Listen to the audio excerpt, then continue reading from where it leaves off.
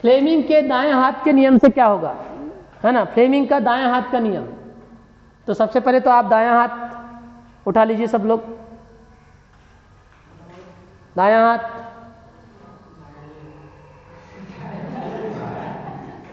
क्यों रे, सीधा हाथ उठाओ, सीधा, हाँ गुड, है ना, दायां हाथ। अब दाएं हाथ के अंगूठे, तर्जनी और मध्यमा तीनों को इस प्रकार से पहले जैसे गोली चलाते हैं, डालिए, ये है आपका फ्लेमिंग का दायां हाथ। फ्लेमिंग के दाएं हाथ के नियमानुसार दाएं हाथ के अंगूठे, तर्जनी और मध्यमा तीनों को इस प्रकार से फैलाएं कि तीनों कैसे रहे, परस्पर लंबवत रहे। तो देख रहे हैं आप देखिए, ये देखिए अंगूठा और तर्जनी को देखिए, कितना कोण बन रहा है, कितना कोण बना है, 90 डिग्री, हाँ 90 डिग्री। अब इसको देखिए, अब कितना कोण बना, तर्जनी और मध्यमा के बीच कितना कोण बना, 90 डिग्री बना। अब इसको देखिए, कैसा दिखाएं, हाँ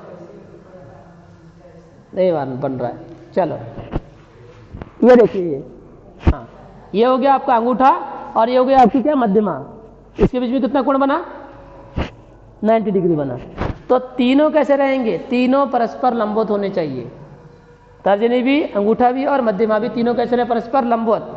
तब यदि आप ऐसा कर लेते हो, तीनों परस्पर लंबवत कर लेते हो, तो कौन कौन सी कहना चाहिए फिंगर क्या क्या दर्शाएगी वो देखते हैं। अंगूठा क्या दर्शाएगा, यहां पहले नंबर पर अंगूठा आ रहा है, याद रखिए, ऐसा है तो ऐसा होगा। अंगूठा चालक की गति की दिशा को, चालक की गति की दिशा को प्रदर्शित करता है, अंगूठा चालक की गति की दिशा को प्रदर्शित करता है। तर्जनी का काम वही है, क्या, चुंबकीय क्षेत्र की दिशा को प्रदर्शित करता है। तो मध्यमा जो है, मध्यमा क्या काम करेगी, तब यदि अंगूठा चालक की गति की दिशा को प्रदर्शित करे, तर्जनी चुंबकीय क्षेत्र की दिशा को प्रदर्शित करे, तब मध्यमा प्रेरित धारा की दिशा को प्रदर्शित करती है, प्रेरित धारा की दिशा को क्या करती है, प्रदर्शित करती है। इसे फ्लेमिंग का दाएं हाथ का नियम कहते हैं। बात समझ में आ रही है ना, इसे क्या कहेंगे, फ्लेमिंग का दाएं हाथ का नियम। अब देखो फ्लेमिंग का बायां हाथ और फ्लेमिंग का दायां हाथ, ठीक है, फ्लेमिंग का बायां हाथ और फ्लेमिंग का दायां हाथ, ये दोनों जो हैं वो वही हैं, एक ही काम है। थोड़ा सा आप समझिए इसको, कैसे एक ही है, कैसे एक ही, थोड़ा समझिए, थोड़ा सा कंपैरिजन करते हैं कि आखिर जो है ये दायां हाथ और बायां हाथ में क्या अंतर है ना, थोड़ा थोड़ा अंतर है। देखो अब मैं यहाँ पर लिखता हूँ, यहाँ मैं पहले लिख देता हूँ कि जो बायां हाथ था वो क्या काम करता था, बायां हाथ था वो क्या काम करता था, ये काम करता था, उसमें ऐसा था कि तर्जनी जो है वो चुंबकीय क्षेत्र को बताती थी, चुंबकीय क्षेत्र को, ठीक है, और मध्यमा जो है ये प्रवाहित धारा को बताती थी, प्रवाहित धारा। अभी आप देखेंगे कि ये दोनों नियम एक ही है, ज्यादा अंतर नहीं है नियमों में। और अंगूठा जब ऐसा होता था तो अंगूठा जो है वो चालक पर लगने वाले बल की दिशा को क्या करता था, बल की दिशा को क्या करता था, प्रदर्शित करता था। यही था फ्लेमिंग का बायां हाथ का नियम, बोलिए, फ्लेमिंग का बायां हाथ का नियम यही था ना, तर्जनी चुंबकीय क्षेत्र की दिशा को प्रदर्शित करे, मध्यमा विद्युत धारा की दिशा को प्रदर्शित करे, तो अंगूठा चालक पर लगने वाले बल की दिशा को प्रदर्शित करता है, ठीक है। अब इस हाथ से थम्स अप करना है हमको, है ना, कैसे, आप देखो कंपैरिजन देखो इसका, अंगूठे पर आओ, चालक पर लगने वाले बल की दिशा, ये क्या लिखा है, अंगूठा चालक की गति की दिशा, तो भाई जिधर बल लगेगा गति तो उधर ही होगी ना, बात समझ में आ रही है। चालक पर लगने वाले बल की दिशा, चालक की गति की दिशा, तो सीधी सी बात है, जिधर बल लगेगा उधर क्या होगी, गति होगी।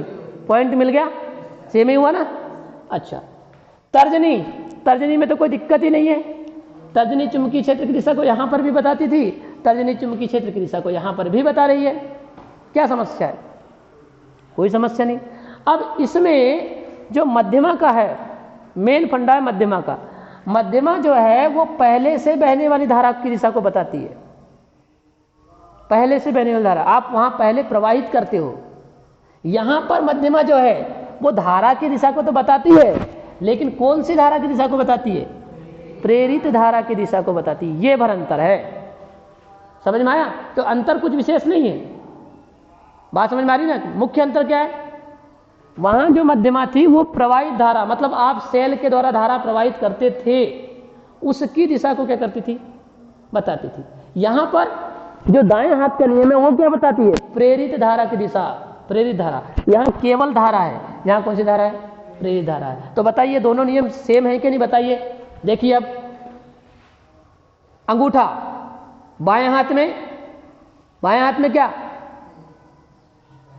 चालक पर लगने वाले बल की दिशा, दाएं हाथ में चालक की गति की दिशा।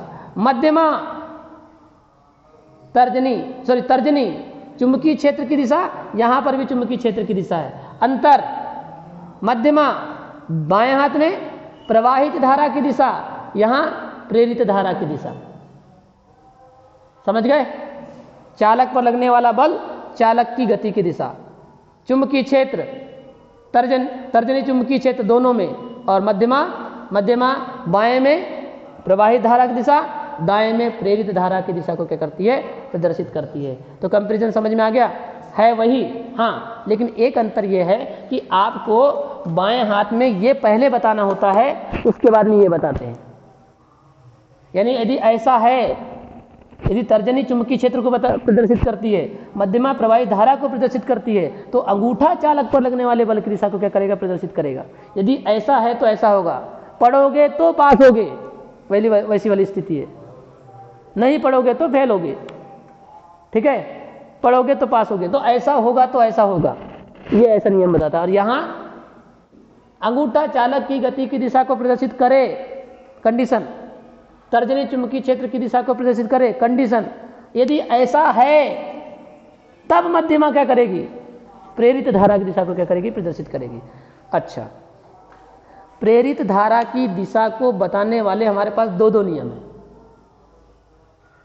प्रेरित धारा की दिशा को बताने वाले हमारे पास दो नियम है। कौन कौन से? एक लेंज का नियम जो आपने इसके पहले पढ़ा, वो भी तो प्रेरित धारा की दिशा को बताता है ना। लाइन पढ़ो जरा लेंज के नियम की। विद्युत चुंबकीय प्रेरण की अवस्था में, है ना, प्रत्येक अवस्था में प्रेरित विद्युत धारा की दिशा इस प्रकार होगी। प्रेरित विद्युत धारा की दिशा इस प्रकार होगी कि वह उसी कारण का विरोध करती है जिस कारण से वह उत्पन्न होती है। तो उसने भी लेंज के नियम में भी क्या बताया? प्रेरित धारा की दिशा ही बताया ना। ठीक है? तो दो नियम है हमारे पास में। प्रेरित धारा की दिशा को ज्ञात करने के लिए हमारे पास में कितने नियम है? दो नियम है। एक है लेंज का नियम और एक है फ्लेमिंग के दाएं हाथ का नियम। लेकिन फिर अंतर क्या है दोनों में? दोनों ही प्रेरित धारा की दिशा को बताते हैं। तो ये फिर आपके पास में 2-2000 के नोट आपकी ओर में फेंक रहा हूं, संभालिए इनको। जो दायां हाथ का नियम है, ये बताता है चालक में बहने वाली धारा की दिशा। किसी चालक तार में बहने वाली धारा की दिशा बताता है। देखो कहां गया? प्रेरित धारा की दिशा। चालक शब्द आया कि नहीं? चालक की गति की दिशा, चुंबकीय क्षेत्र, तब प्रेरित धारा की दिशा। तो जो दायां हाथ है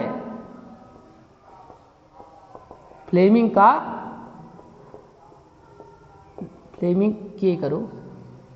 के दाएं हाथ का नियम क्या बताता है? चालक में बहने वाली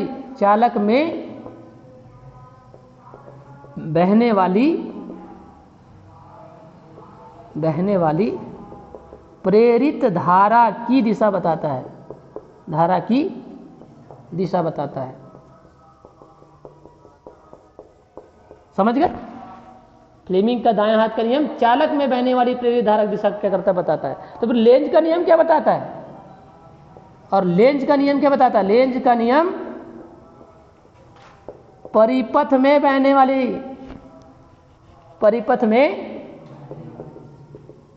बहने वाली कौन सी धारा?